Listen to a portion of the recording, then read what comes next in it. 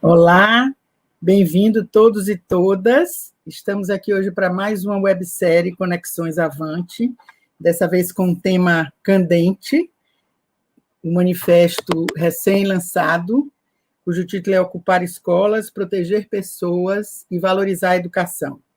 Nesse momento crítico, de ano letivo, terminando, um ano fechado, nós vamos discutir um pouco essas questões hoje aqui, esperando trazer um pouco de luz para um tema tão complexo.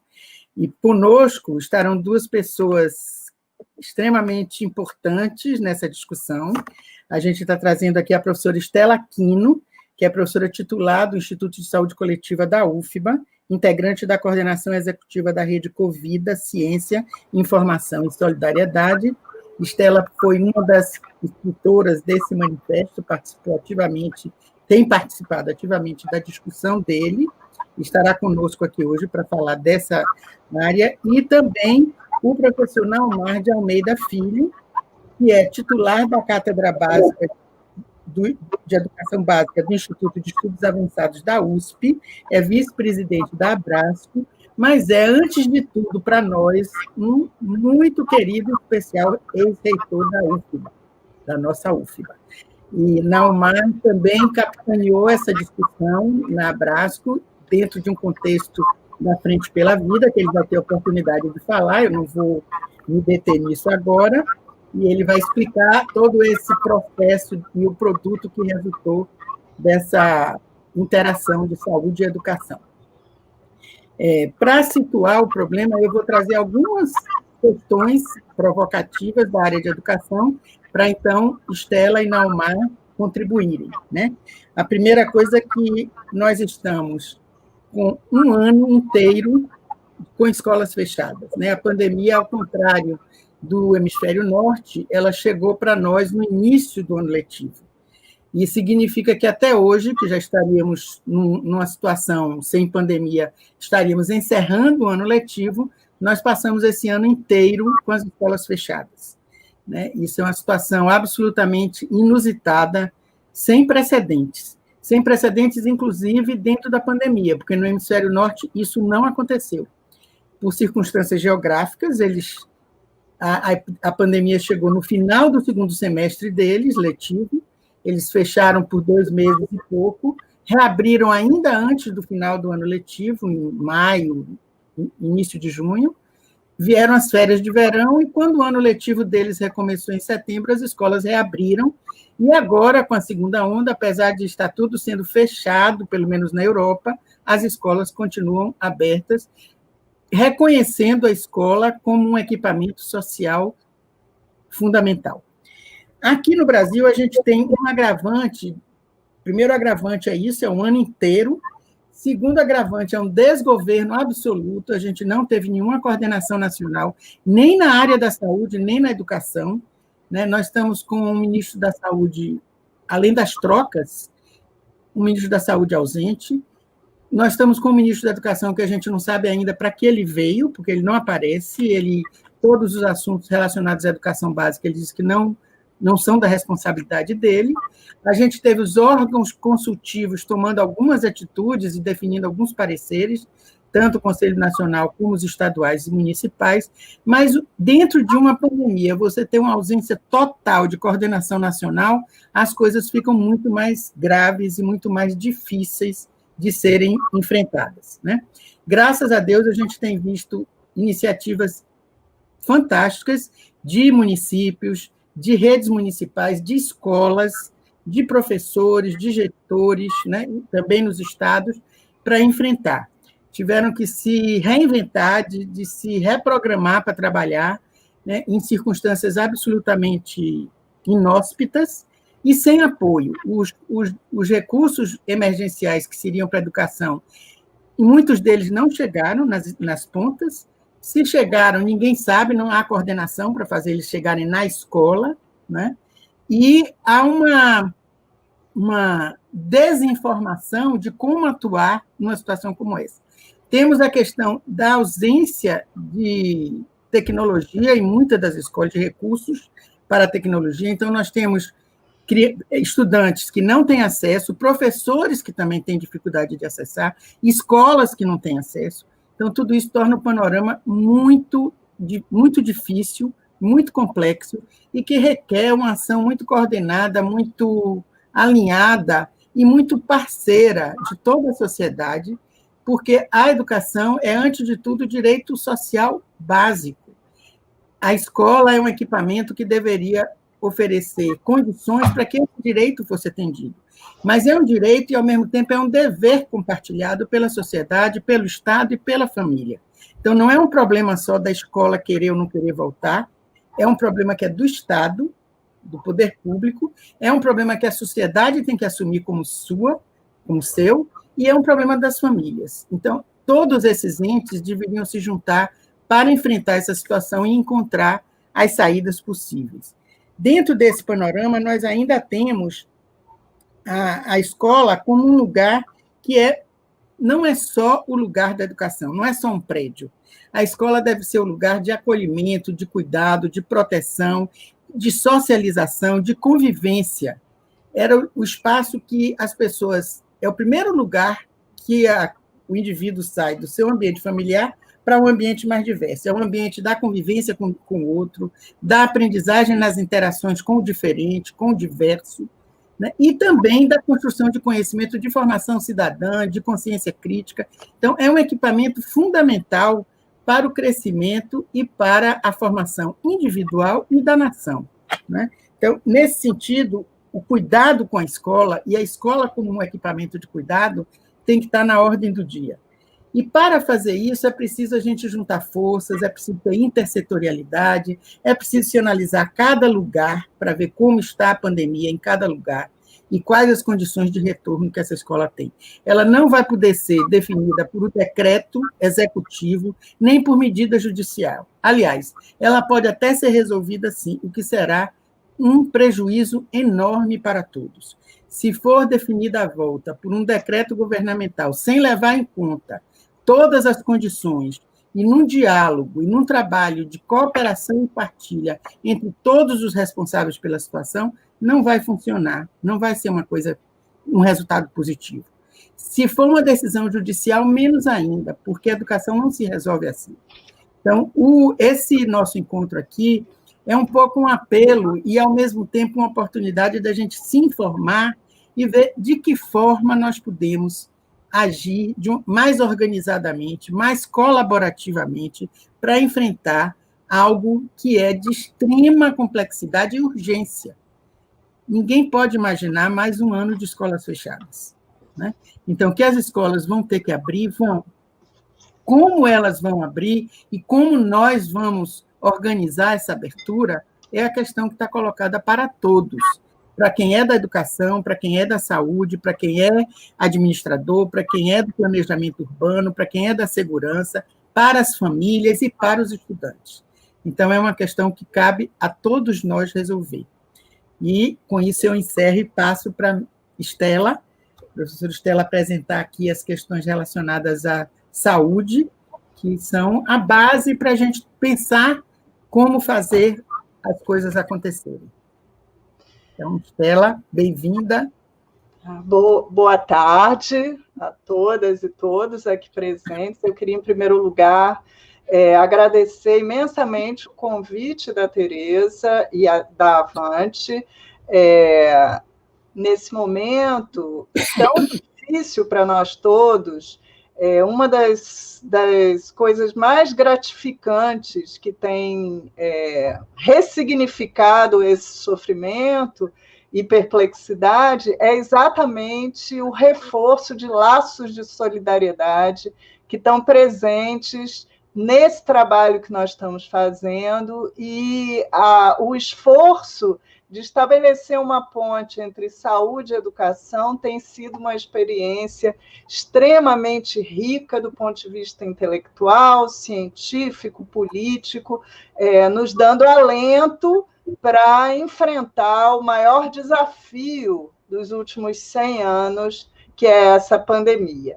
Então, minha tarefa aqui é uma tarefa de traduzir para vocês algumas ideias que nós estamos debatendo e que integram o nosso documento conjunto, fazendo a seguinte ressalva.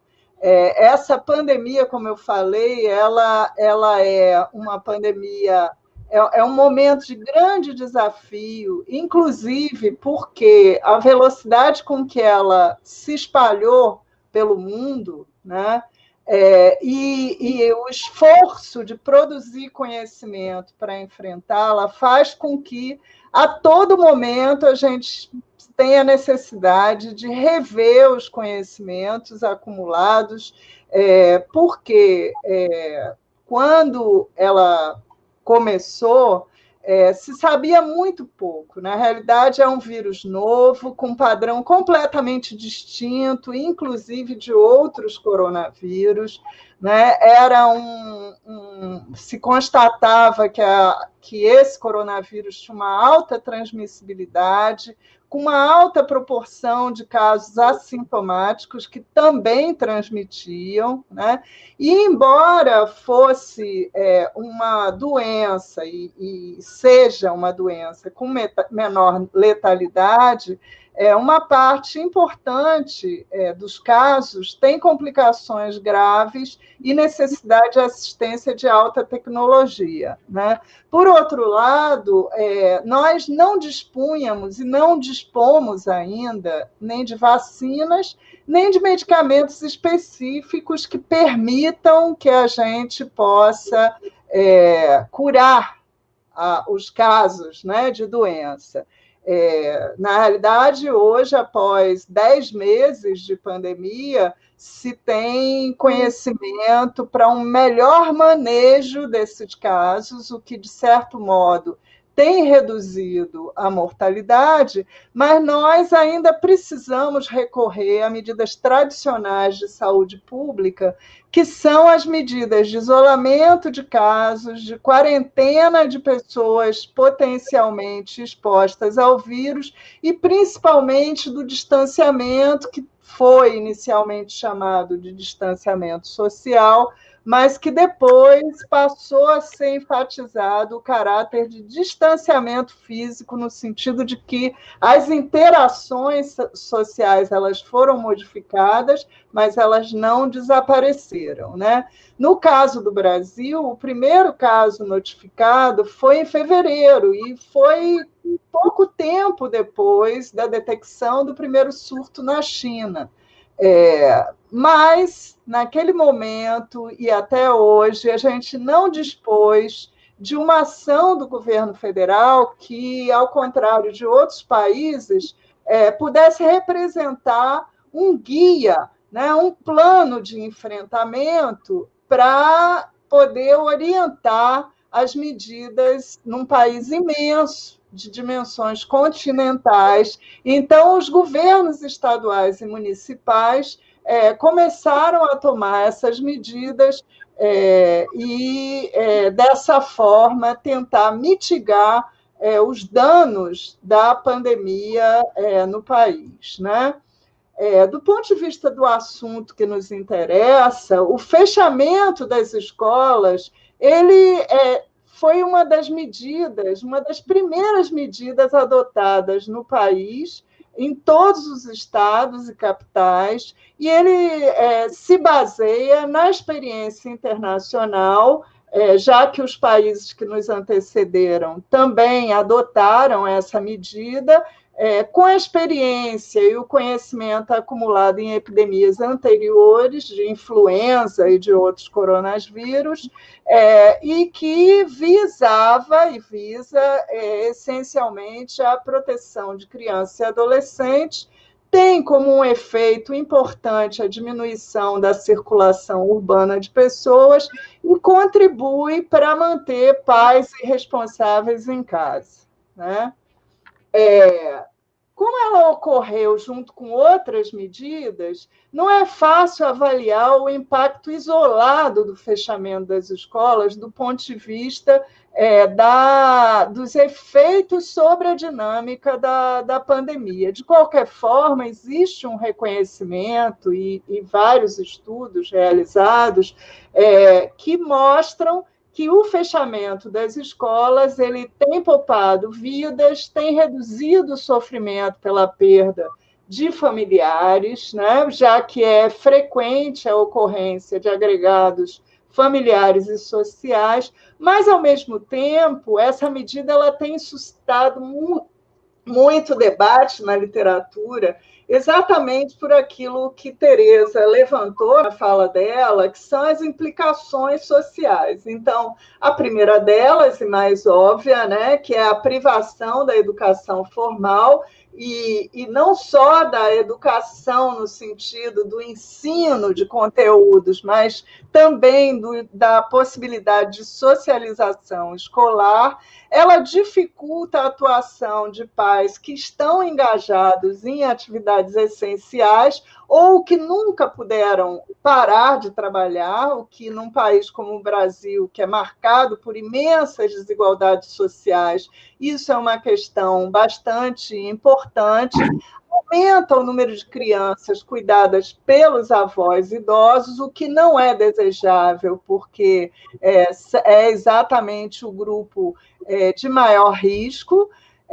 Ela ocasiona a interrupção, muitas vezes, de programas gratuitos de proteção social, de merenda escolar, para crianças em situação de vulnerabilidade, e, por outro lado, ela aumenta a sobrecarga doméstica, principalmente das mulheres, nos contextos onde as desigualdades de gênero atribuem às mulheres a responsabilidade prioritária pelo cuidado das crianças, né? Então, vários países foram adotando determinadas formas, né, de modelos de funcionamento para lidar com esses impactos sociais na primeira onda da pandemia. Países como a Áustria, Holanda e Inglaterra fecharam as escolas, mas isso ficou como exceção os filhos de trabalhadores em setores essenciais, no sentido de lidar com a necessidade desses pais manterem suas atividades profissionais. Também foram adotados a exclusão da proibição de frequentar as escolas, as crianças que, de alguma forma, eram beneficiárias de programas de assistência social. E na Noruega, por exemplo, se formaram núcleos de mobilização para as estratégias de controle e difusão de informações que viabilizaram a sustentação das quarentenas e outras medidas de distanciamento. Em países asiáticos, as escolas permaneceram abertas, mas se adotaram medidas como a redução do tamanho das turmas, uma série de as atividades interclasse entre escolas, além de medidas rigorosas de higiene e o escalonamento dos períodos de intervalo e de refeição, né? À medida que os países, principalmente os países europeus, asiáticos e da Oceania, que nos antecederam do ponto de vista da dinâmica da pandemia, foram controlando a transmissão e o próprio desenrolar da pandemia nos seus territórios, foram sendo adotadas formas de flexibilização das medidas que, de todo modo, apesar de terem algum grau de variação entre os países, combinam sempre critérios epidemiológicos, sanitários, econômicos e sociais, né?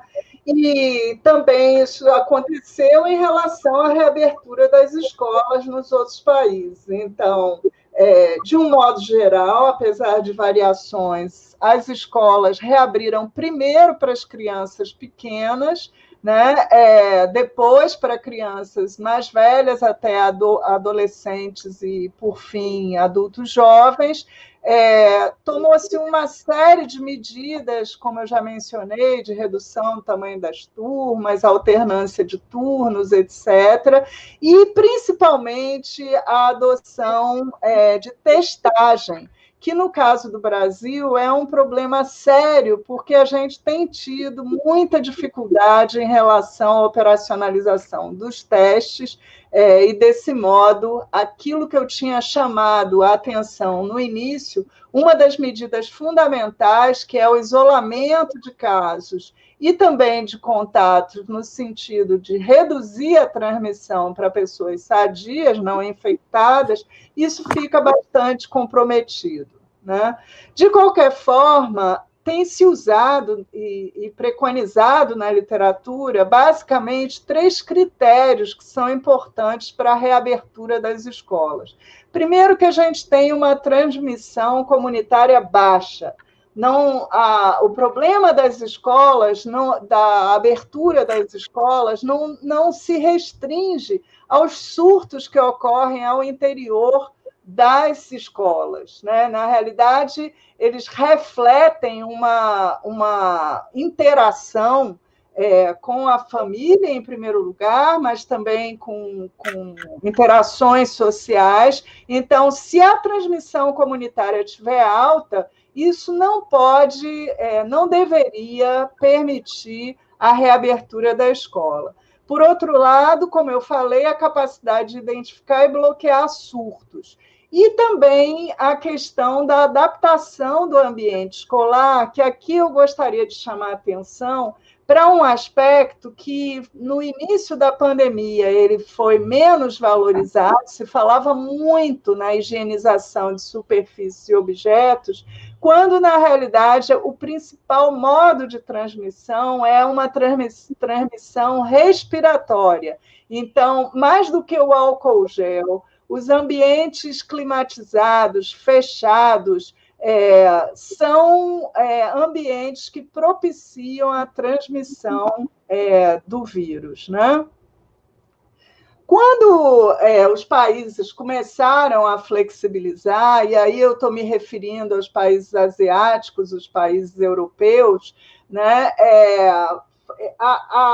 A flexibilização ela foi muito mais cautelosa do que a gente assistiu aqui no Brasil. Estados como a minha terra, o Rio de Janeiro, São Paulo, né? Houve uma flexibilização ainda em níveis muito altos de ocorrência de casos, né?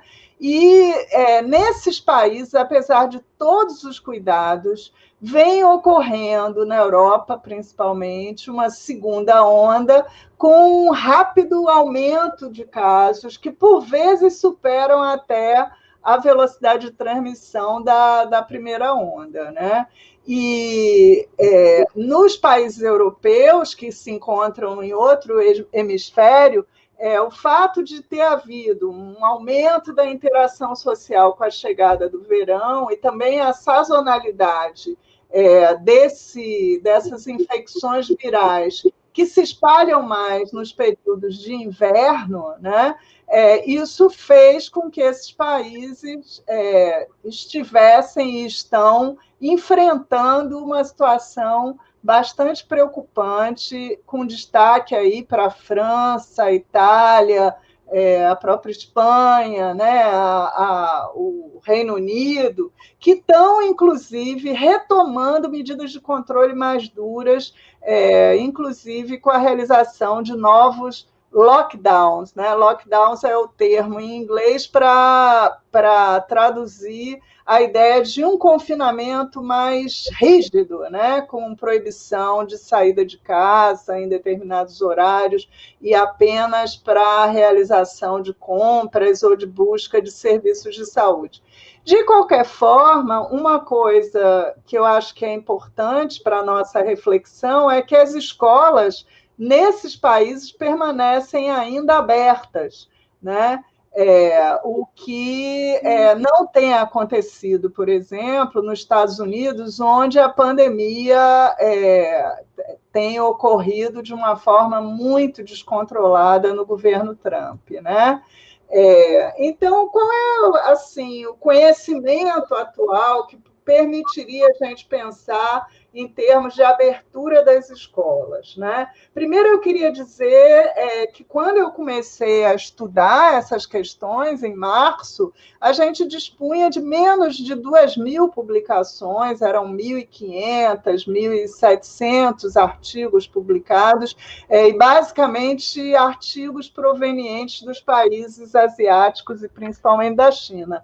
Hoje, a gente tem mais de 100.000 títulos, então, como eu disse antes, todo dia tem coisas novas saindo e a situação ainda tem um grau forte de incerteza e muitas lacunas, né? De qualquer forma, se sabe que a maioria das crianças infectadas, elas evoluem assintomáticas ou então com sintomas leves, e que os assintomáticos, eles, de um modo geral, têm uma transmissibilidade mais baixa, né? Então, principalmente as crianças mais novas, elas teriam um papel secundário na transmissão do vírus, desde que adotadas as medidas de prevenção indicadas, né?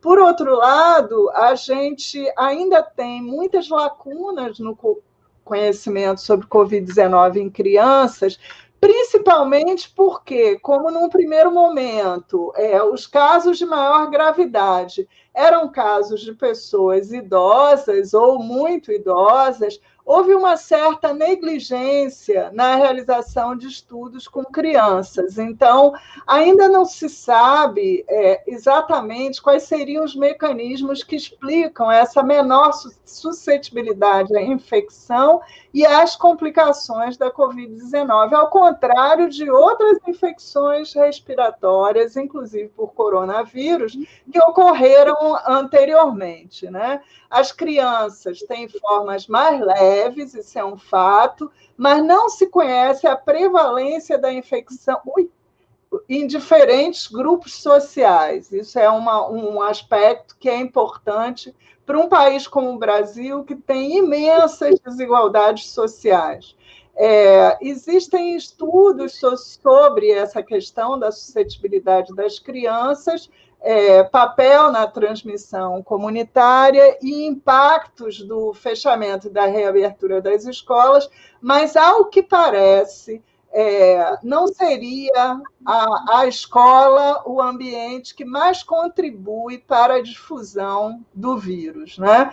E um aspecto que eu acho que é importante da gente discutir e conhecer é que, ainda por ser um vírus novo e a gente tem menos de o tempo de uma gestação, tem 9 meses, né? Praticamente 1 ano, que a gente observa a ocorrência de casos, a gente não sabe ainda quais são os efeitos de longo prazo. Então, isso exige uma vigilância, a saúde precisa vigiar para ver o que acontece depois que a pessoa é infectada, e mesmo as crianças, se isso vai trazer algum dano, especialmente nos casos graves. Então, qualquer recomendação hoje em relação à Covid, ela deve estar baseada no chamado princípio de precaução, tá? Ainda temos muitas lacunas no conhecimento sobre os efeitos das medidas não farmacológicas, que a gente chama, né, essa medida de distanciamento, etc., o uso de máscaras, principalmente sobre a saúde mental das crianças, adolescentes e outros grupos da população. Agora, há um consenso na literatura sobre os chamados impactos indiretos em estudantes e pais, e existe uma ênfase muito grande na discussão em relação aos efeitos sobre a saúde mental, a questão da ansiedade e depressão, e também sobre uma maior exposição à violência doméstica e sexual, né? Recentemente, começam a ser discutidos os efeitos do aumento exponencial do tempo de tela e do sedentarismo, tanto do ponto de vista do lazer, mas para o que nos interessa nessa discussão, os mecanismos de ensino, principalmente o ensino remoto, que aumentam exponencialmente o tempo de exposição de crianças, adolescentes e jovens ao uso de tela, né, com impactos sobre a saúde física em geral. Se enfatiza muito a questão do aumento da obesidade, do sobrepeso, mas isso também tem potencialmente efeitos que devem ser estudados sobre a saúde mental e a cognição das crianças. Então, aqui também prevalece o princípio da precaução. Bom, para finalizar, eu gostaria de enfatizar para a gente ocupar as escolas, né, que é o lema do nosso manifesto, proteger pessoas e valorizar a educação, o que seria necessário. E aí, retomando aqueles 3 critérios que eu tinha levantado antes, eu volto a falar da necessidade da transmissão comunitária baixa. Então, esse tipo de diagnóstico, de articulação com o setor saúde é fundamental para poder assegurar as condições mínimas de reabertura. A capacidade de identificar e bloquear cadeias de transmissão, e, para isso, é preciso haver uma estreita articulação entre as instituições educativas e a vigilância, né? A vigilância em saúde e a adaptação do ambiente escolar para o cumprimento do distanciamento físico, para as medidas de higiene e as medidas pedagógicas. Então, isso traz para o centro do debate a ideia de que é imprescindível a construção de políticas e ações intersetoriais em saúde e educação. Tá? Então, o retorno das atividades presenciais, ela deve ocorrer de modo articulado, a implementação de medidas de saúde pública para o controle da pandemia e de ações que estejam direcionadas ao atendimento pedagógico das comunidades escolares. Eu acho que a gente pode discutir isso, mas é fundamental a gente imaginar que, num país tão grande como o Brasil, é preciso que a gente crie instâncias, comitês, que cumpram esse papel da articulação da saúde com a educação e outros setores, né, que são setores sociais importantes, para que a gente possa fazer cumprir a ocupação das escolas, protegendo pessoas e assegurando como é que se diz, o direito à saúde e educação pública com qualidade e com equidade. Tá? Então, é isso que eu tinha a apresentar para vocês e eu me coloco à disposição para a gente depois debater. Tá bom? Muito obrigada. Muito obrigada. Eu acho que a sua apresentação indica a importância e a necessidade de a gente ter uma informação qualificada, responsável e com conhecimento mesmo, como esse conhecimento é fundamental para a tomada de decisões. E é lamentável que isso não tenha ocorrido na coordenação nacional do enfrentamento, né, porque não houve, mas a gente está tendo essa oportunidade aqui e em outros lugares, porque eu sei que esse tema tem circulado, e essa sua apresentação, e no manifesto. Quer dizer, a ideia de que a gente tem que se articular, que tem que ser uma ação intersetorial, que tem que ter esses dados que a saúde informa, para que a gente não haja baseado em informações que circulam na mídia, que circulam entre profissionais, às vezes, na área da saúde e na área da educação, e que revelam uma desinformação que não contribui para a gente enfrentar e caminhar na resolução do problema. Né? Num país, como você chamou a atenção, eu acho que é importante lembrar sempre, com a dimensão e com a diversidade e com a espantosa desigualdade que o Brasil tem. Então, para resolver isso, só muita articulação, muita colaboração e muita condução colaborativa do problema em todas as esferas, né? Município e Estado, que são os que ofertam a educação. E aí, eu tenho certeza que trouxe luz para muita gente, e vou passar agora para Naumar, para ele falar mais do processo de construção desse manifesto, desde a Frente pela Vida, e do produto que gerou esse processo, e quais as perspectivas que ele vê para uma ação agora. Bom, primeiro também, Tereza, muito obrigado pelo convite, e quando eu contar um pouco essa história, vocês vão ver que Tereza é importante nesse movimento, né? Em uma certa altura, foi ela que trouxe para a nossa comunidade da saúde coletiva uma série de indicações que a gente foi atrás dessas questões e terminamos gerando eu acho, um belo movimento que ainda tem bastante potencial de crescimento e de aprofundamento para lidar com essa questão. Estela já narrou um pouco uma perspectiva da saúde coletiva. Eu apenas acrescentaria que entre nós, quer dizer, no Brasil, a comunidade profissional, tecnológica e científica menos ouvida é a da saúde coletiva.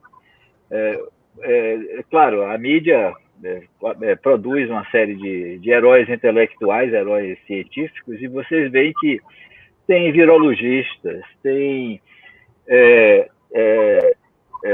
neurocientistas falando sobre a pandemia, aparece muito também geneticistas, cientistas da computação. Diga, Estela. Pneumologistas, não é? Pneumologistas, infectologistas, e todo mundo se diz epidemiologista, né? E como eu e Estela somos dessa área, a gente faz uma sutil e carinhosa reivindicação. É claro, a epidemiologia acolhe todos esses de braços abertos. Esperamos que muitos até estudem. Só que é um pouco como em ano de Copa do Mundo, todo mundo no Brasil vira técnico de futebol. Em ano de pandemia, todo mundo se acha epidemiologista.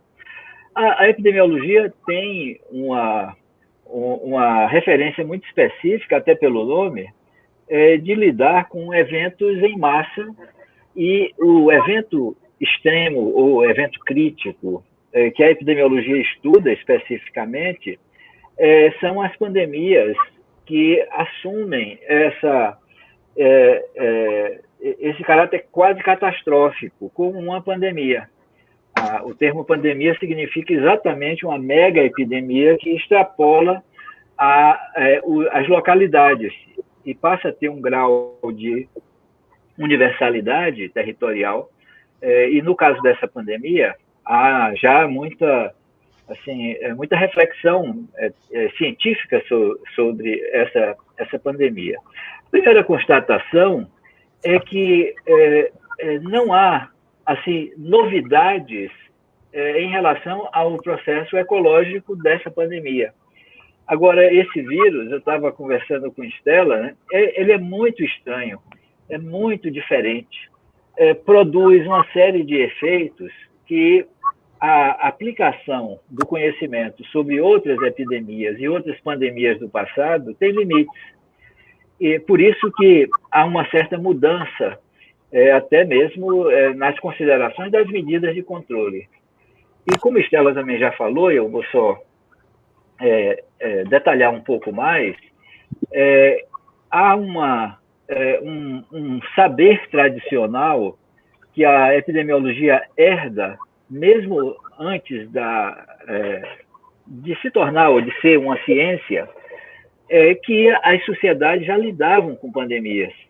E de um modo empírico, mas muitas vezes acertando, outras vezes acertando menos, essas chamadas medidas não farmacológicas, que têm 400, 500 anos, quer dizer, 4, 5 séculos de teste na história, elas são muito robustas e podem ser uma regra geral para se lidar com eventos dessa natureza.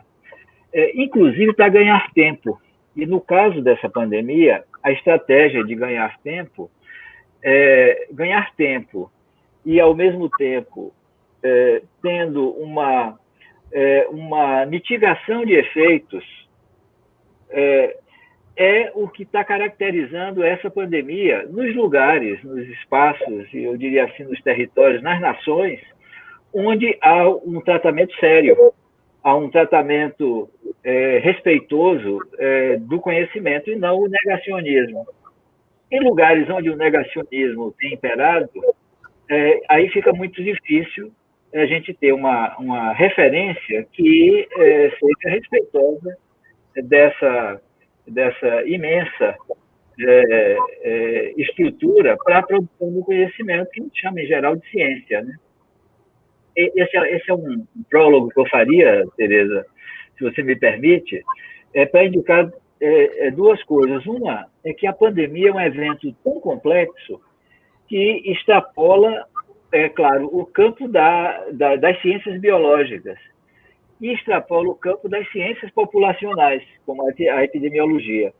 E aí começa a entrar naqueles outros campos de ciência onde a construção do sentido e também prevalece uma possibilidade de uma má politização desse processo, né?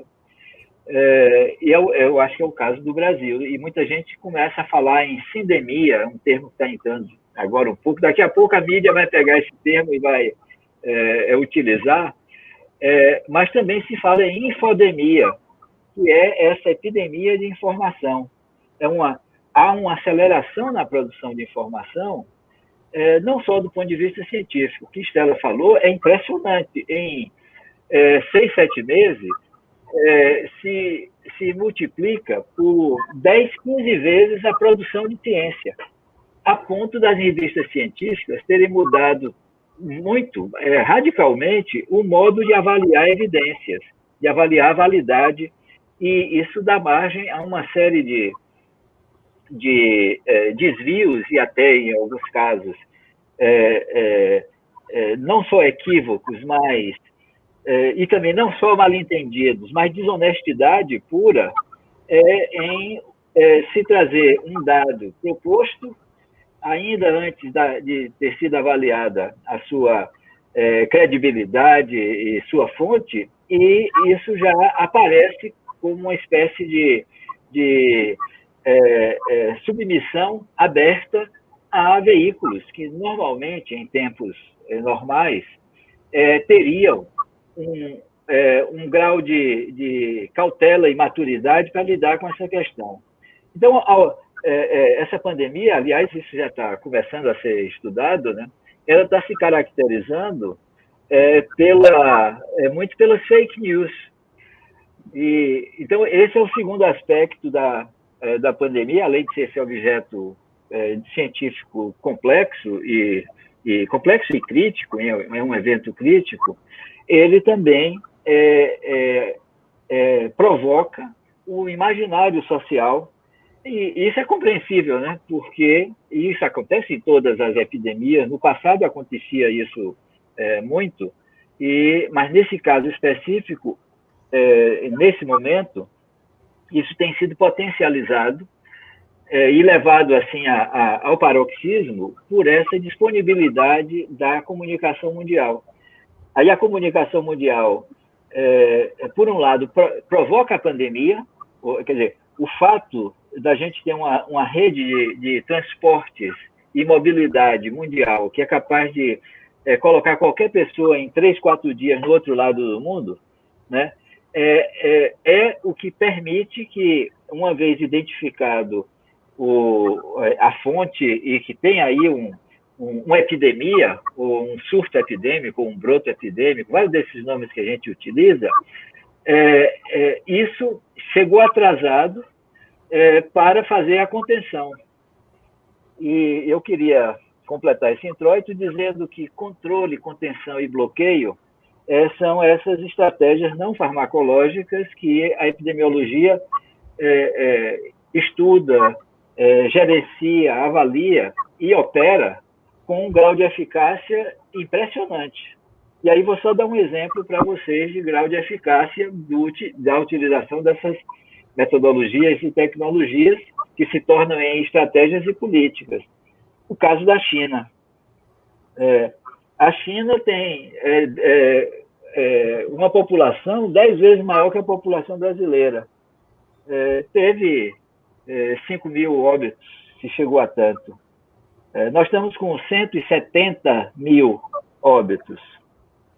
O que a gente pode simplesmente inferir que, se o Brasil tivesse, desde o começo, tido uma relação com esse fenômeno rigorosamente utilizando o que já se sabe sobre contenção, controle, bloqueio de processos epidêmicos, a expectativa era que a gente tivesse aquilo que em algum momento se pensou de um efeito sobre a mortalidade muito reduzido, né?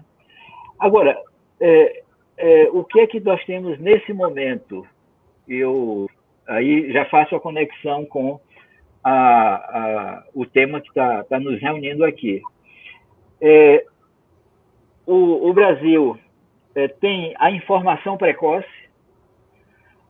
abre no dia 2 ou 3 de fevereiro algo que até a própria norma determina, de criar um centro operacional de emergência, e esse centro fica desativado. Primeiro, ele é criado sem a participação da comunidade científica brasileira. E depois é desativado. Vocês ouviram falar em algum momento de reunião desse comitê, desse centro? Nunca teve. E aí a negação prevalece, e pior do que a negação, é uma palavra forte que eu vou usar, o boicote e a sabotagem das medidas possíveis de controle. Então, nós tivemos um cenário realmente lamentável, terrível, triste, que é repetido ou parecido com esse somente os Estados Unidos. E a consequência está clara: os Estados Unidos têm 260 mil óbitos. É o que tem mais. O dano social maior da pandemia foi nos Estados Unidos, está sendo ainda agora. O Brasil não chega atrás. E até proporcionalmente é tão ou pior do que aconteceu lá. E o que é que aconteceu no Brasil e nos Estados Unidos? Aqui e lá, tal como lá, nós transformamos a epidemia, ou a pandemia, em um sistema de epidemias. Então, nós estamos tendo sucessivas epidemias em locais que estão se alternando. Aí eu nem sei se falaríamos em segunda onda no Brasil. Europa pode se falar em segunda onda. Aqueles países chegaram a 0 de óbito, transmissão baixíssima, e agora recrudesce. Mas entre nós nunca houve uma redução suficiente para a gente dizer que no território nacional houve o controle. Claro que os indicadores mostram as taxas de transmissibilidade reduziram a menos que 1, coisas assim, mas não tivemos o controle da pandemia. Bom, frente a esse aspecto, mês de maio e avançamos no mês de junho, nós, na Abrasco, mobilizamos a sociedade civil organizada. E foi feita uma Frente pela Vida, que teve um evento, uma marcha pela vida. Mais de 600 entidades se agregaram, e as entidades na Frente pela Vida, que têm uma referência à saúde, e especificamente saúde coletiva, se reuniram e decidiram construir um processo participativo para, pelo menos, apresentar ao país um elemento de coordenação possível, de certa maneira, repondo o que o governo federal não fez. E que, aliás, é um comentário lateral, continua não fazendo. Essa coordenação de algum modo, uma formulação sobre o fenômeno da pandemia que possa ajudar a contribuir para que os diferentes territórios, regiões, municípios, estados brasileiros organizar suas ações, nós fizemos isso e o produto foi à frente pela vida, como mobilização, e o plano de enfrentamento, um plano nacional de enfrentamento, que foi acolhido pelo Conselho Nacional de Saúde.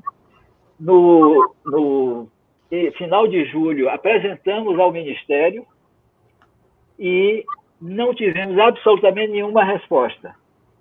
O que aí já é uma opinião, isso é criminoso. Sequer a consideração do volume de conhecimento e expertise que foi posta. Foi um trabalho com... nós tivemos mais de 300 pessoas engajadas em diferentes partes dessa construção coletiva. O grupo de elaboração tinha mais de 50, e todos com formação específica em saúde coletiva, em ciências humanas e sociais aplicadas à saúde e, basicamente, epidemiologistas.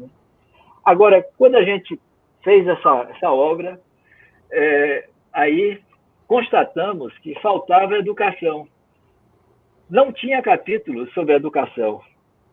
Aí levamos a diretoria da Abrasco, que convocou as outras associações e entidades parceiras, e resolvemos fazer uma discussão, e aí convidamos Maria Tereza e André Lázaro para uma das ágoras. A ágora foi a mobilização no YouTube que a Saúde Coletiva realizou, a Abrasco realizou.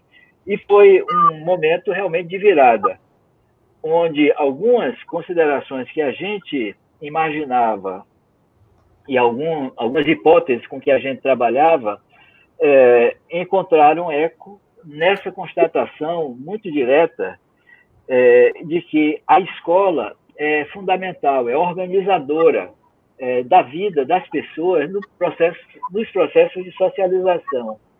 E que as escolas, nas sociedades que foram bem-sucedidas em ter um controle mais rápido e mais efetivo da pandemia, elas foram fundamentais como rede capilar de organização da sociedade para poder, de algum modo, sustentar a dureza e as consequências, evidentemente, das estratégias não farmacológicas que foram, em alguns lugares, trabalhadas com um grau de rigor tal que produziu uma série de consequências econômicas e sociais, que são essas que a gente está discutindo, né?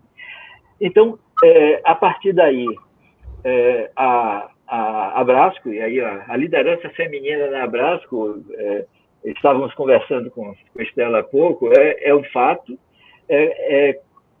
convidou as entidades da área de educação, e aí a ANPED, em primeiro lugar, por sua representatividade, mas a ANPED trouxe outras, e criamos um grupo de elaboração. Maria Tereza participou, André Lázaro também, mais representantes de cada uma das entidades interessadas. Fizemos uma primeira versão do manifesto, que depois foi objeto de discussão, e nesse momento eu creio que temos um documento organizador que não é uma mera lista de diretrizes, ou que estão chamando muito de protocolo. E, aliás, a área de educação, Tereza, me permita aí o comentário também, e eu posso até conversar a respeito desse próprio comentário, tem uma expectativa de que listas e protocolos resolvam. E o curioso desse trabalho de construção conjunta, né, é que ficavam pedindo a gente, aos epidemiologistas, não, precisamos de protocolo. Ou então, esse protocolo não diz isso. E a resposta nossa era, olha, nós fazemos os protocolos e se vocês têm, assim, estão precisando de regras e normas, né, isso pode até extrapolar a própria limitação da construção científica ou do conhecimento científico sobre essa doença. Ela é tão nova que a cada mês, a cada semana, tem evidências que vão aparecendo e a gente precisa acomodar sempre com esse princípio da precaução como norteador, né, ou orientador. Né? Então, essa é um pouco a história, a narrativa que, de algum modo, contextualiza e, ao mesmo tempo, posiciona essa contribuição que Estela trouxe, que eu acredito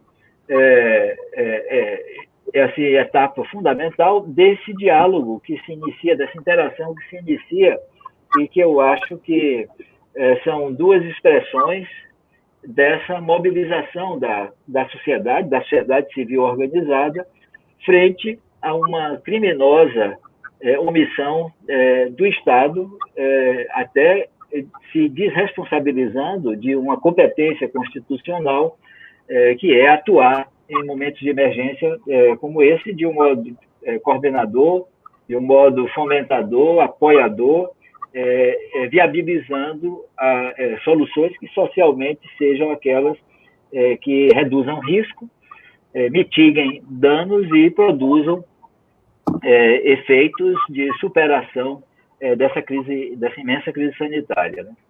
Então, é isso que eu estou à disposição, é claro, como Estela falou, estamos aqui para conversar, esclarecer e também aprender com vocês. Né? Então, obrigada, Naumar. Eu acho que sua exposição não só amplia a apresentação de Estela com informações mesmo da área de epidemiologia e de enfrentamento da pandemia, como também esse relato do significado dessa iniciativa, que é inédita, da sociedade civil, né, de trabalhar cooperativamente, articuladamente, as duas áreas que são centrais e fundamentais a esse enfrentamento. Eu só não fico mais feliz com esse ineditismo, porque ele revela exatamente o que você falou, que é a absoluta ausência de responsabilidade do governo federal em fazer esse papel de coordenar e articular. Por um lado, a gente vibra com a força e a capacidade da sociedade civil organizada se articular e propor, e, por outro lado, a gente lastima que estejamos tendo que, no popular, nos virar com o que sabemos e temos, e graças a Deus sabemos muito, né, o conjunto de conhecimento que já produzido pela ciência brasileira por essas áreas, mas é duro pensar que não há nenhuma coordenação nacional. Tem uma pergunta aqui, Consuelo Almeida é uma gestora da Rede Municipal de Salvador, é uma gestora muito atuante, que trabalhou muito durante a pandemia, ela está trazendo essa pergunta. Esse contexto de transmissão e segurança permanece o mesmo, apresentado no contexto que a população tem se exposto mais e os adultos são portadores de crianças menores e circulam no ambiente escolar?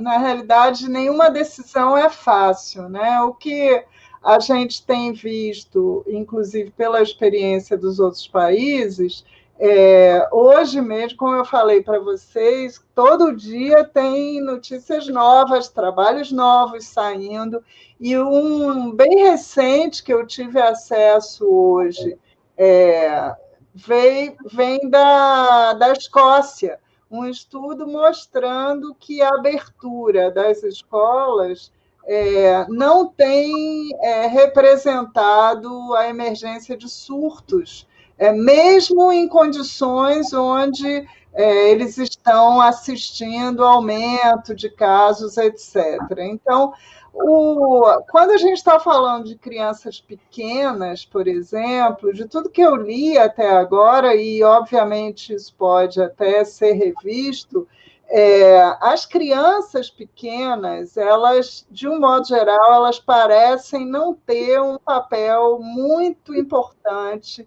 do ponto de vista da transmissão. Elas não, ao contrário de outras epidemias anteriores, o que surpreendeu muito quem trabalha nessa área. Quer dizer, as medidas, por exemplo, iniciais de fechamento das escolas, elas se apoiaram num conhecimento prévio onde o aumento da mortalidade e da morbidade por infecções respiratórias virais era muito acentuado. E não é isso que a gente está vendo com o coronavírus 2. Então, do ponto de vista da saúde das crianças, pelo menos num primeiro momento, elas parecem não ter, ninguém sabe muito bem por quê, mas elas têm uma menor suscetibilidade à infecção e, portanto, elas acabam tendo também um papel menos importante nas cadeias de transmissão. Tá? Agora, a situação do Brasil é como a gente estava comentando antes. A situação do Brasil é uma situação de como não se deve controlar a pandemia. É isso que tem sido usado como exemplo internacional de tudo de ruim que se tem feito aqui, do ponto de vista não dos governos estaduais e municipais, que eu acho que muitos implementaram medidas adequadas, às vezes, como a gente assistiu na Bahia, o governo municipal de Salvador trabalhando junto com o governo estadual, de partidos diferentes, mas buscando implementar medidas que fossem do interesse do controle. Só que a gente vive uma situação de crise sanitária aliada à crise política. Então, qualquer decisão, e por isso no nosso manifesto, uma palavra forte é a palavra da necessidade de territorialização, a gente precisa considerar isso que o Naumar falou das múltiplas epidemias que a gente está assistindo no país. Enquanto a gente tem redução, por exemplo, nas capitais do Nordeste, a gente tem uma situação no interior dos estados. Aqui mesmo foi divulgado agora o distrito de Irecê, com aumento e ocupação de 100% dos leitos hospitalares hoje. Então, na realidade, qualquer recomendação de abertura das escolas e de realização de aulas e atividades presenciais, ela tem que ser discutida localmente, do ponto de vista do território. É seguro para quem que a gente está abrindo? Né? Aquelas perguntas, né, Tereza? Como? Para quem? Por quê? Em que condições? Eu acho que isso tem que ser avaliado. Dizer que o momento atual é um momento, de forma geral, do país, é muito difícil, porque, inclusive, a gente acabou de ter eleição municipal, onde parte dessa discussão foi profundamente politizada. Então, eu acho que o nosso manifesto ele indica a necessidade de diagnóstico, de estabelecimento de prioridades e de ações necessárias em cada lugar. Tá? Eu não sei se eu fui capaz de responder a sua pergunta, mas é isso mesmo. Eu acho que não tem... por isso que a gente diz, os protocolos eles são necessários, mas não são suficientes, porque a gente tem que considerar todos esses elementos para tomar as medidas adequadas. Tá? Nova York hoje está fechando as escolas, depois de algumas semanas aberto, porque não tem necessidade de repensar a ocorrência no âmbito das escolas públicas da cidade. Então, eu acho que, da mesma forma, a gente precisa lidar com isso, né? Não há vamos dizer assim, uma bala mágica que vai matar esse vírus. A ideia de que a vacina vai chegar e a gente resolveu o problema. Eu acho que a gente ainda vai ter que enfrentar isso por um bom tempo, e aí, por isso, as estratégias têm que ser pactuadas do ponto de vista territorial. Tá?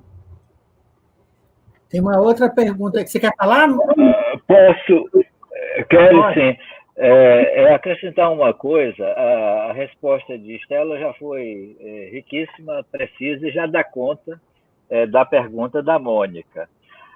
Não, da Mônica não, foi de Consuelo.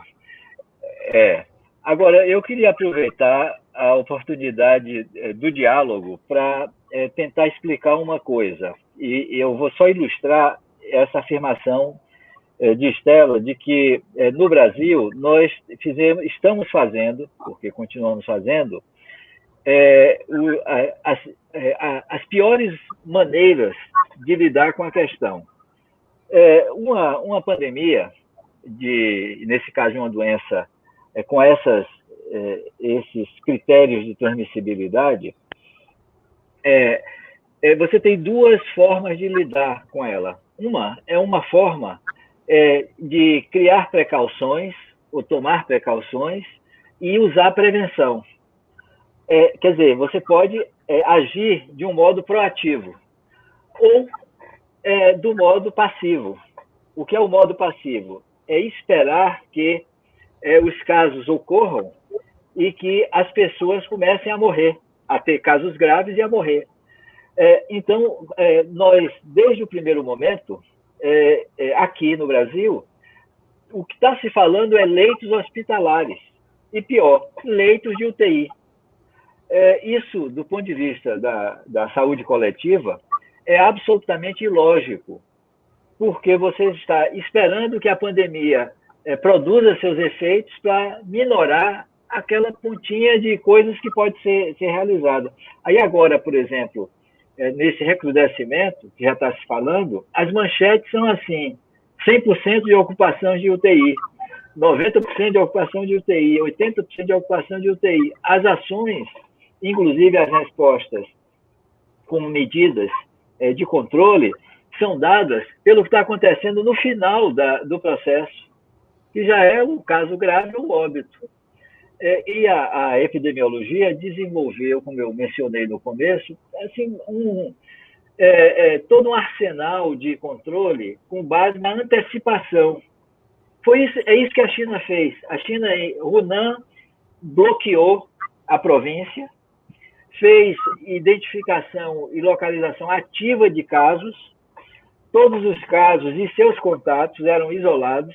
Aqueles mega hospitais da China, que foram assim, motivo de grande espanto. A China fez em 15 dias um hospital para 10 mil pessoas. Ali não eram 10 mil leitos de UTI, não. Era lugar para acolher e isolar pessoas que estavam sendo identificadas por esse sistema que a gente chama, Tereza, de vigilância epidemiológica. Aí o sistema de vigilância epidemiológica foi utilizado ao mesmo tempo que reduziu mobilidade, implantou-se formas de distanciamento, o controle de transportes, tanto que a China já teve o que disseram que seria uma segunda onda em uma outra província, mas imediatamente 60 casos bloqueados e controlados. Aí o que acontece entre nós, em contraste? Quase que uma política, eu vou usar uma palavra forte novamente, genocida, de deixar que a pandemia grace para cuidar dos sujeitos que supostamente são os mais vulneráveis, tipo, vamos isolar os velhinhos, os hipertensos e os diabéticos e deixar correr. E isso aí é uma lógica, eu falei, genocida, criminosa, ou gerontocida, um amigo meu disse que é o gerontocídio, o Kalash, né? Agora, o que ocorre com isso? É que o dano social é imenso e a recuperação é longa. Por que, Tereza, que estamos há 9 meses com as escolas fechadas? É porque nós estamos há 9 meses sem dar conta de uma estratégia que seja uma estratégia efetiva de controle. E o motivo disso, Estela mencionou os estados, os municípios, que na verdade foram, assim, foi assim dito, a responsabilidade é de vocês. Mas isso porque o governo federal já tem 3 anos dedicado a desativar o que o Brasil teria como assim, o seu maior trunfo contra a pandemia, que é a rede de atenção primária à saúde, que fazia a vigilância epidemiológica. Vocês lembram a pandemia de SARS, H1N1, chegou no Brasil, o sistema de vigilância epidemiológica acolheu, assimilou e resolveu. E bloqueou. Bloqueou. Só que foi desativado. Expulsaram do Brasil 15 mil médicos cubanos pelo fato de serem cubanos. E aí o sistema de saúde da família, a estratégia de saúde da família, está sem a capacidade operacional para fazer até mesmo o próprio trabalho de tratamento, de que a gente chamaria de um trabalho mais clínico.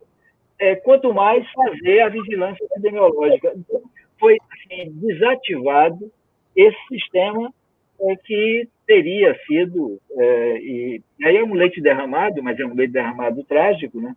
Teria sido o trunfo nosso que nos distinguiria, inclusive, de outros países. E aí o modelo dos Estados Unidos, é trágico a gente ter os Estados Unidos como modelo, porque é o pior sistema de saúde do mundo. É o mais desigual sistema de saúde do mundo. Se alguém lá não tem um plano de saúde, um plano privado de saúde, não é atendido.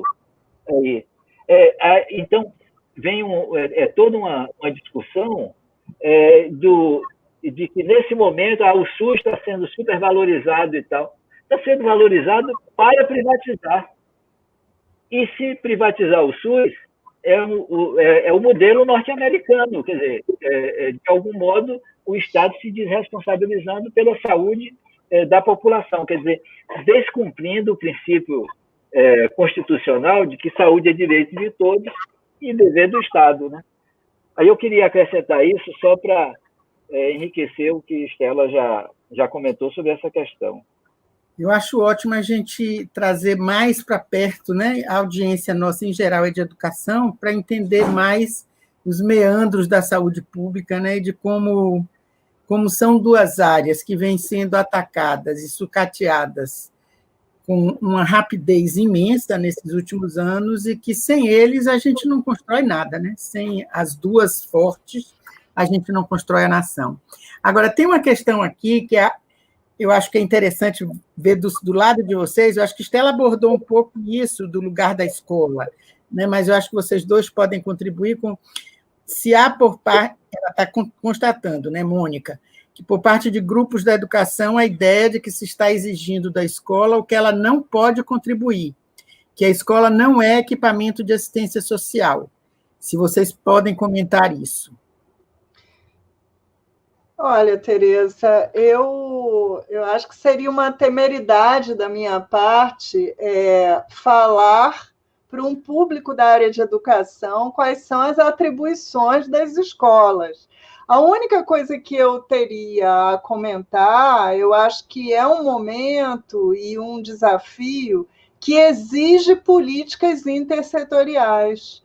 Então, se a gente vai pensar na escola só como o prédio, a escola, eu acho que onde está acolhido ali dentro as funções da educação estritamente, eu não sei, eu acho que a experiência de outros países, por exemplo, eu dei o exemplo eu acho que foi da Noruega, né, que montou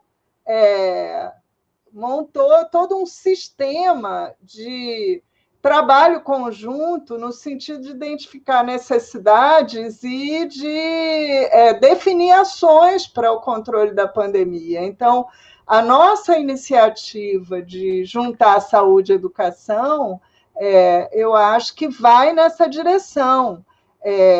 A assistência social tem suas funções, deveria estar integrada nesse esforço, né, que a gente está fazendo, eu acho que sim. Agora, eu não me arrisco a falar mais do que isso, porque seria uma certa invasão diária eu dizer aqui que não é atribuição, ou é atribuição da educação. Tá? Eu tenho uma irmã pedagoga, né, Tereza? E a gente, de vez em quando, discute sobre isso. Eu acho que a escola pode ser um espaço onde convergem ações, né? E aí eu estou falando da escola no sentido ampliado, não cada escola, mas todo o sistema escolar que ultrapassa os muros das escolas. Eu entendo assim, não sei se eu estou errada, tá? Com todo o respeito à reflexão de vocês. Eu acho que eu vou entrar um pouco, viu, não? Essa segunda pergunta de Mônica você responde, mas eu fiquei muito provocada pela primeira. Eu não queria falar, porque falar para os mesmos a gente acaba, né? Mas eu acho que a educação é muito maior do que a função ensino. A função ensino é uma das funções da educação, mas a educação ela tem uma função de cuidar, ela tem uma função de ajudar o pleno. Na Constituição está dito que o direito à educação não é aprender história, geografia e matemática, não. O direito que está assegurado à educação pela Constituição é o direito ao pleno desenvolvimento humano. Então, pleno desenvolvimento humano é muito mais do que ensinar geografia, história e matemática. É também ensinar as disciplinas ou currículo, mas ela envolve você oferecer condições ao pleno desenvolvimento humano. No momento de pandemia, o que é que significa oferecer condições ao pleno desenvolvimento humano? Você tem que cuidar e você tem que acolher.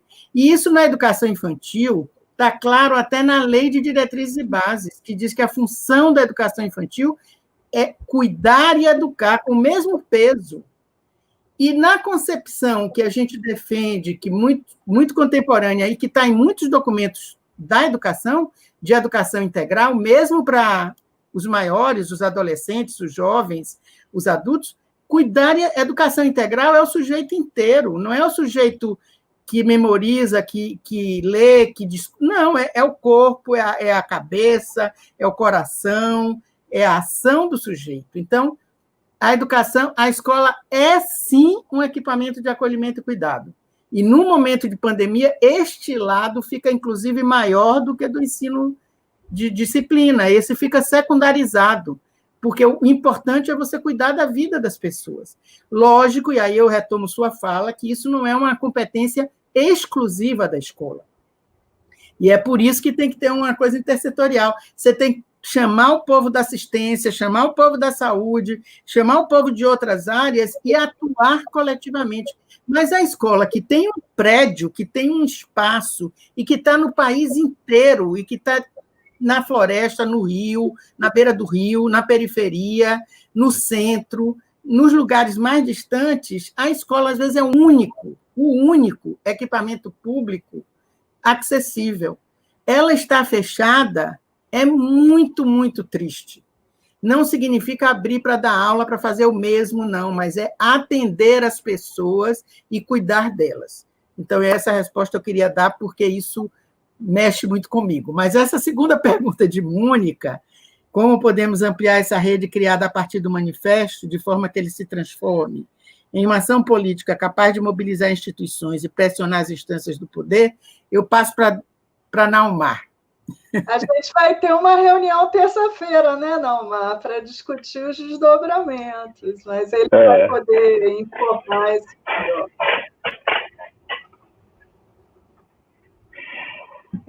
Bom, eu acho que o que fizemos na primeira etapa, no plano de enfrentamento foi uma certa mobilização do campo da saúde coletiva e ampliando para o campo da saúde em geral.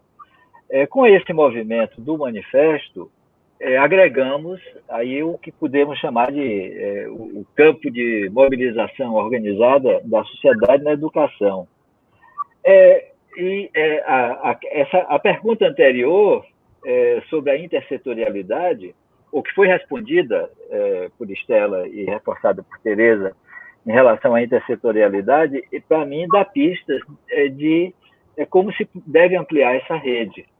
Eu acho que a próxima etapa são esses dois campos que convergiram, agora convidar outros campos. E a assistência social e a proteção social certamente deve se agregar, espero, né, que se agregue, mas aí temos uma intersetorialidade realizada pela própria sociedade, quer dizer, a sociedade se organiza para que seja dessa maneira, já que o próprio Estado se omite em realizar essas atividades, e isso vai se estender certamente para estratégias que são de campos e áreas que nós não estamos muito familiarizados, e eu compartilho com a Estela muito esse respeito pelas especificidades, das formas de mobilização dos diferentes campos e segmentos. Agora, essa ação política quer dizer, é um tipo específico de política que está se buscando realizar, constituir. Aliás, eu diria assim, uma das motivações para a gente acelerar esse processo, Tereza lembra bem, e André Lázaro sempre trouxe essa questão, e depois o pessoal da ANTED com muita força, foi a questão das eleições municipais, que em alguns lugares ainda não se concluiu o processo. Temos segundo turno em vários lugares, né? E acho que esse tema é um tema mobilizador nos espaços, nos territórios, mas, por tudo que a gente falou, o problema fundamental está no centro do poder, tá? No fato de que o Estado brasileiro foi tomado por forças totalitárias, obscurantistas, negacionistas. Então, essas são etapas de retomada de energias para, de algum modo, superar esse fato de que o Estado foi tomado por não somente uma posição, um posicionamento, mas por uma ação que tem como finalidade a própria destruição do Estado, reduzir para que ele não cumpra essas funções desse Estado voltado ao bem-estar da população, ao bem-viver, né? E se torná-lo um mero organizador de exércitos, de segurança, de fronteiras e de apoio ao judiciário, e todo o restante ser, digamos, remetido para o mercado, né? E eu acho que aí tem um elemento sério, um perigo sério, que a pandemia veio mostrar que essa solução não soluciona, é uma solução que destrói, né? Eu acho que aí nós vamos ter que, e retomando a questão anterior,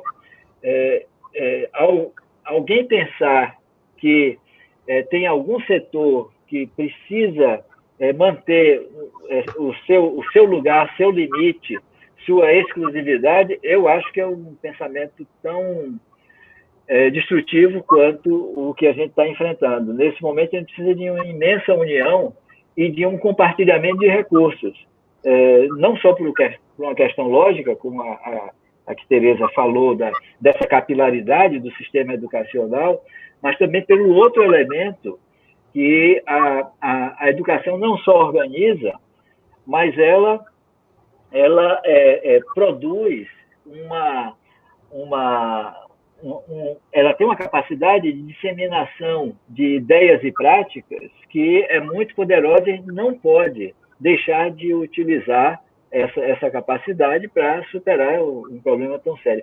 O exemplo que Stella falou da Noruega, a primeira-ministra da Noruega foi às escolas, a primeira-ministra fez lives com estudantes, com professores, para as crianças serem sujeitos para levar às famílias uma série de movimentos para engajá-las nessa grande defesa social, nessa grande rede de proteção social. E alguém pensar que a escola é só para ter aula, eu acho que é uma visão muito limitada e, não sei, velha.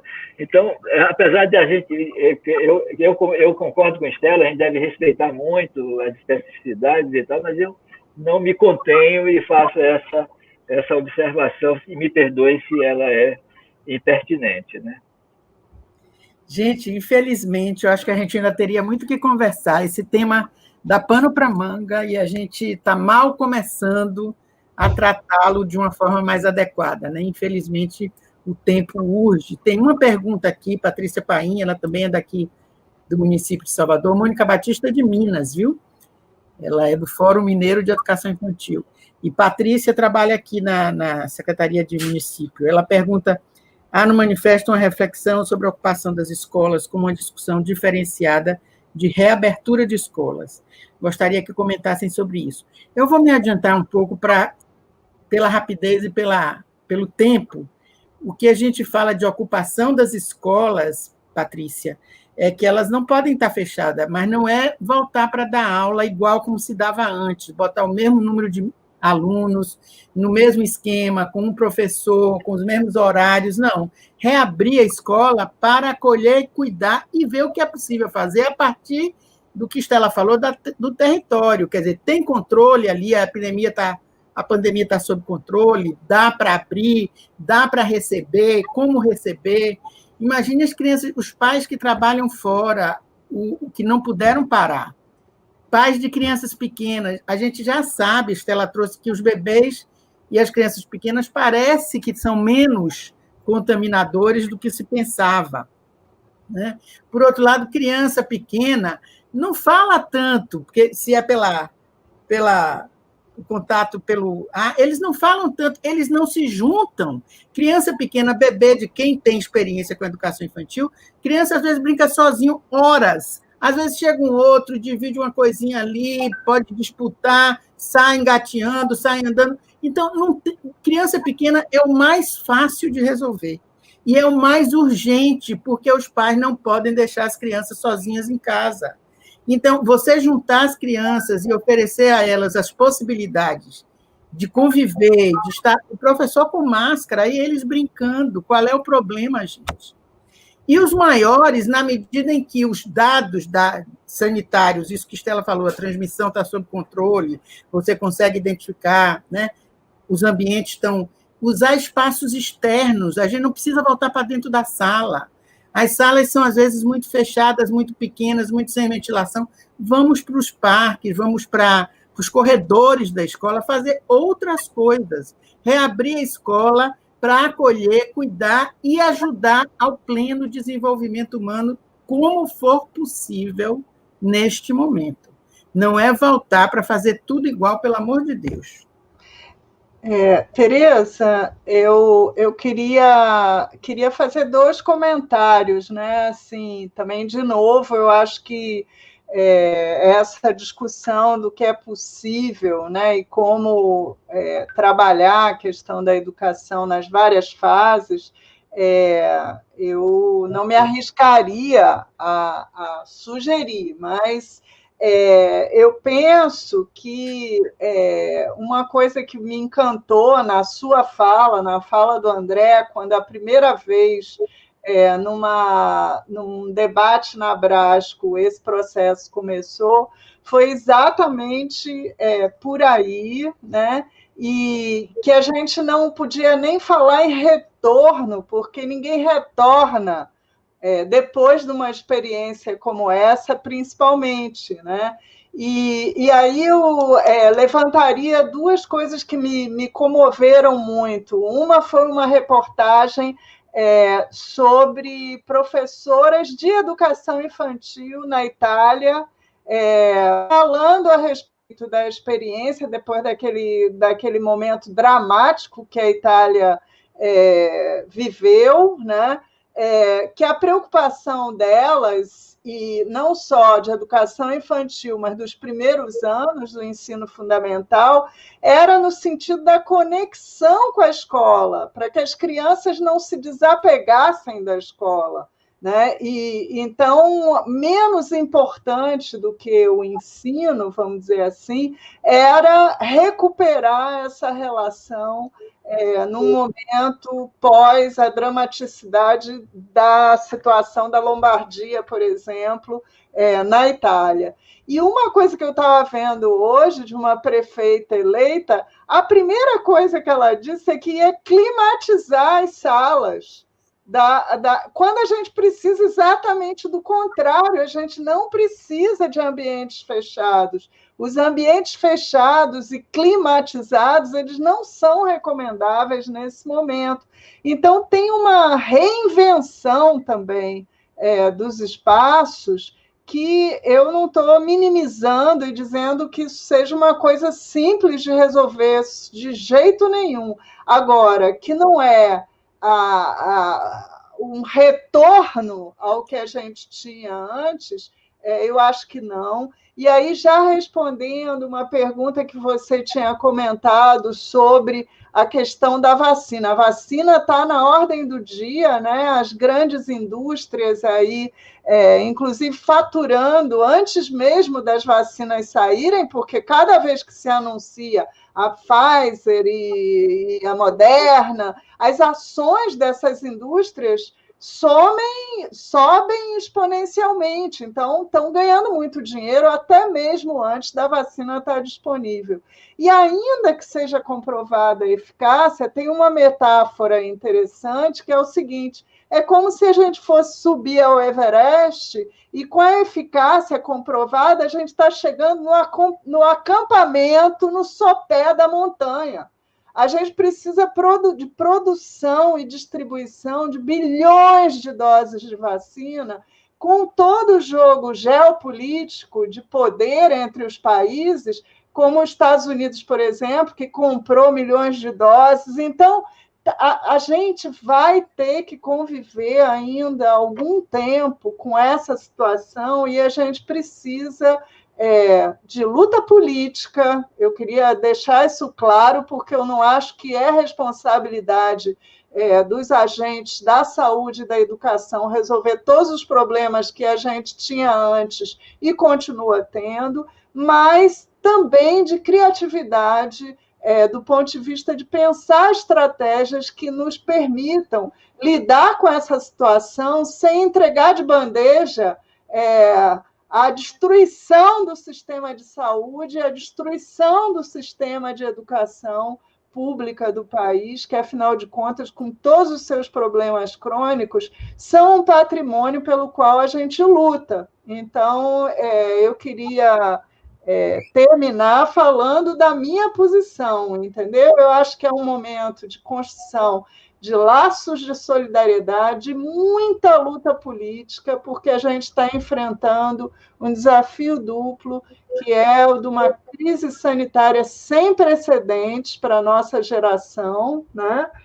E, ao mesmo tempo, uma crise política que eu, como uma pessoa que tive a minha juventude inteira durante o governo militar e a ditadura brasileira, nunca pensei que eu fosse viver para assistir o que a gente está assistindo nos anos mais recentes nesse país. E, como sanitarista, me revolta profundamente a forma como a vida das pessoas e a saúde das pessoas se encontra ameaçada e banalizada. Quer dizer, ao mesmo tempo que a gente luta para difundir conhecimentos científicos e embasar ações, a gente tem uma contramão desqualificando, espalhando fake news, minimizando o problema, enquanto isso a população morre aos borbotões, entendeu? Então, é isso que eu teria para dizer. Obrigadíssimo, Estela. Assino embaixo tudo e passo para Naomar fazer as palavras finais dele. Eu também assino embaixo tudo de Estela. Eu gosto de estar nesses lugares com a Estela, que ela fala não só com propriedade e precisão, mas também com assim, essa paixão, essa emoção mobilizadora, que eu às vezes não consigo, né? Aí. Mas eu queria só retomar duas coisas que apareceram assim em relação à questão das crianças, é uma delas aí. O que a gente tem de evidências, assim, e não fazendo nenhuma mitificação da evidência, mas achados que estão sendo reforçados e continuamente validados, indicam que de 1 a 5% das crianças com menos de 15 anos de idade tem algum sintoma, qualquer sintoma. Essa proporção vai subindo com a idade e chega a ponto de 2/3 das pessoas muito mais velhas terem sintomas. Entre os que têm sintomas, casos graves.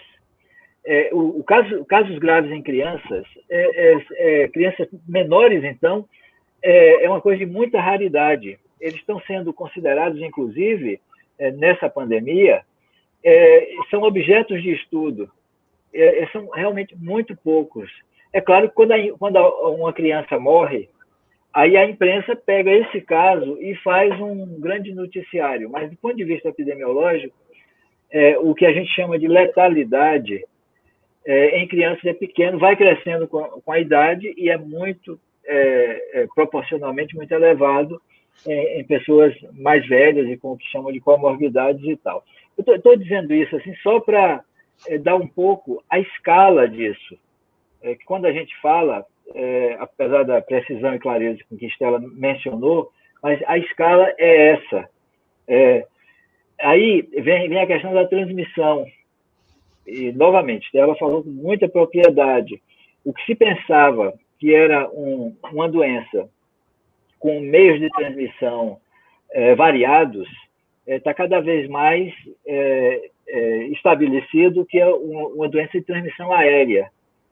E um tipo especial de transmissão aérea, que é a transmissão do vírus em gotículas que ficam na atmosfera, e quando você aglomera pessoas que estão produzindo essas gotículas, se as pessoas estão contaminadas, elas contaminam as gotículas, e essas gotículas ficam, e as pessoas que respiram sem a proteção, por isso que as máscaras estão demonstradas, Estela recente fez uma bela revisão disso, as máscaras estão demonstradas que são um efetivo meio de proteção.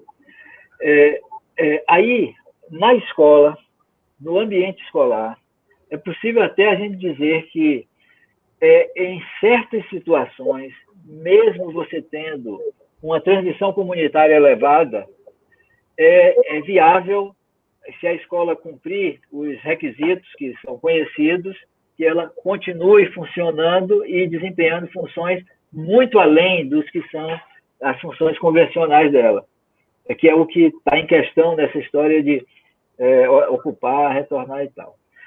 E o meu outro comentário, e aí para encerrar, é que, além da questão de retornar, que terminou na nossa discussão, esse ocupar e um certo cuidado em qualificar esse ocupar e tal, eu notei no contato com a comunidade da educação, ou com as comunidades da educação, o campo da educação, eu notei uma expressão muito forte de um receio à questão de utilização das tecnologias.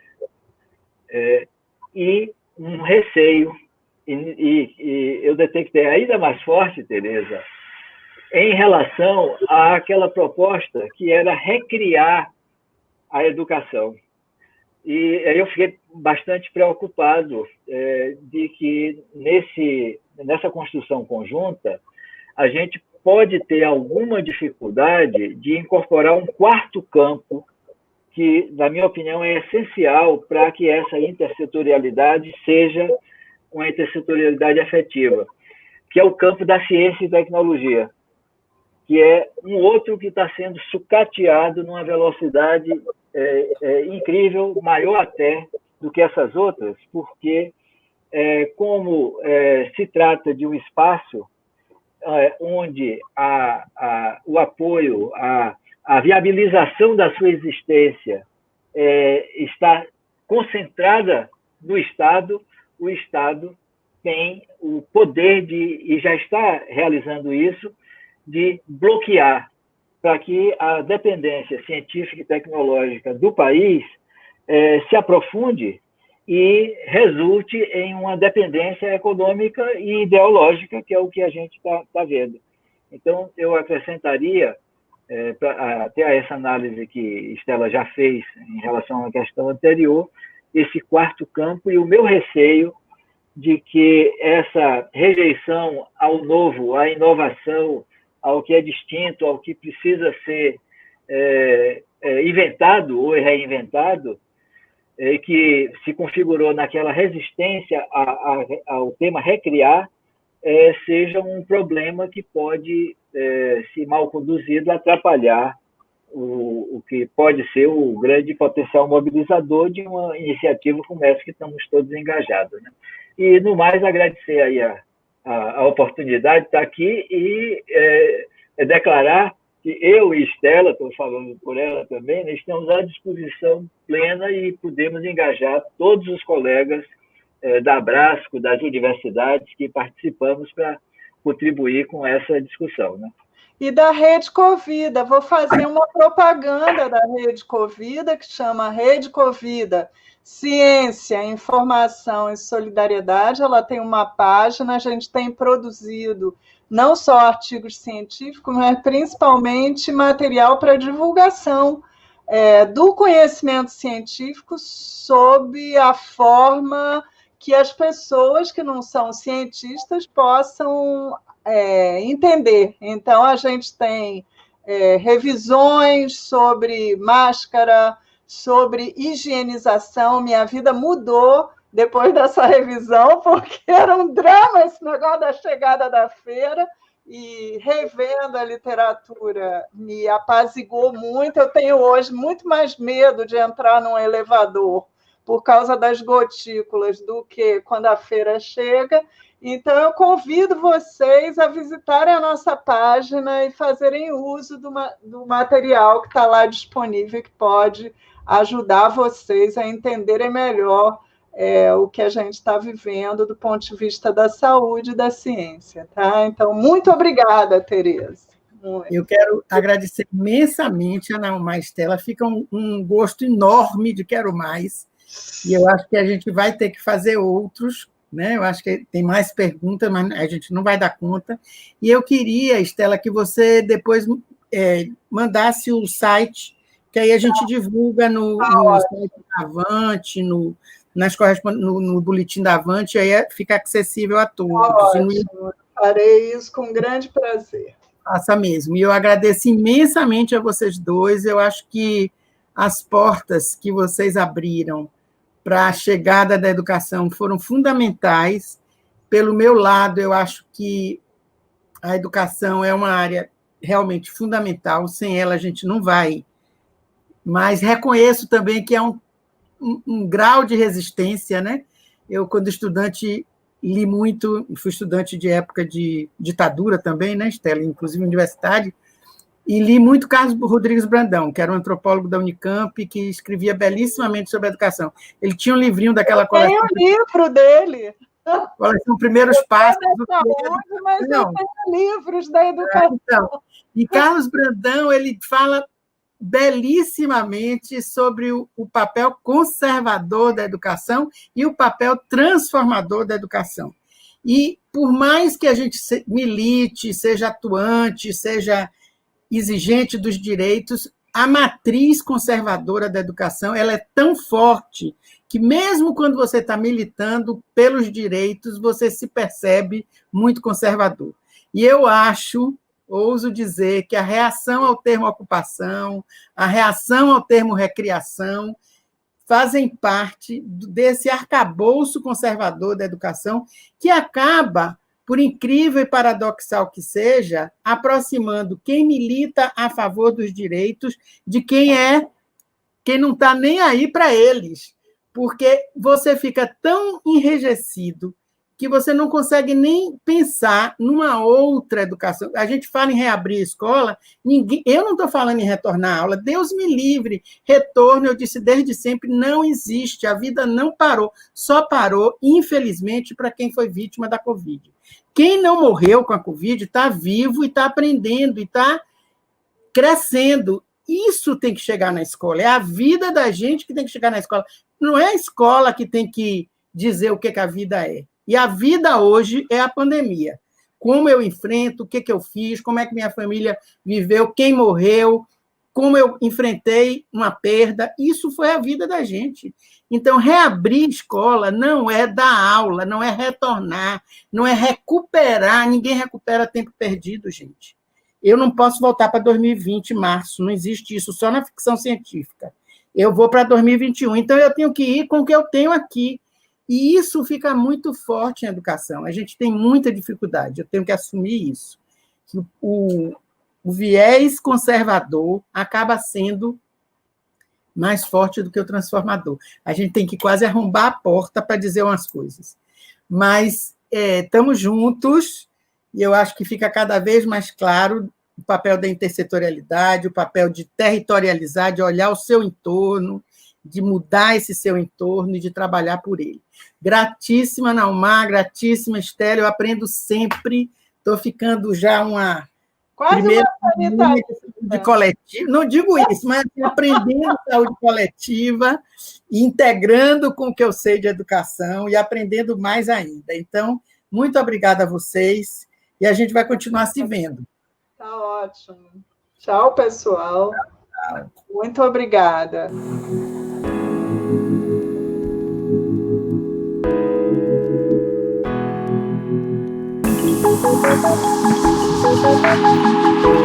Thank you.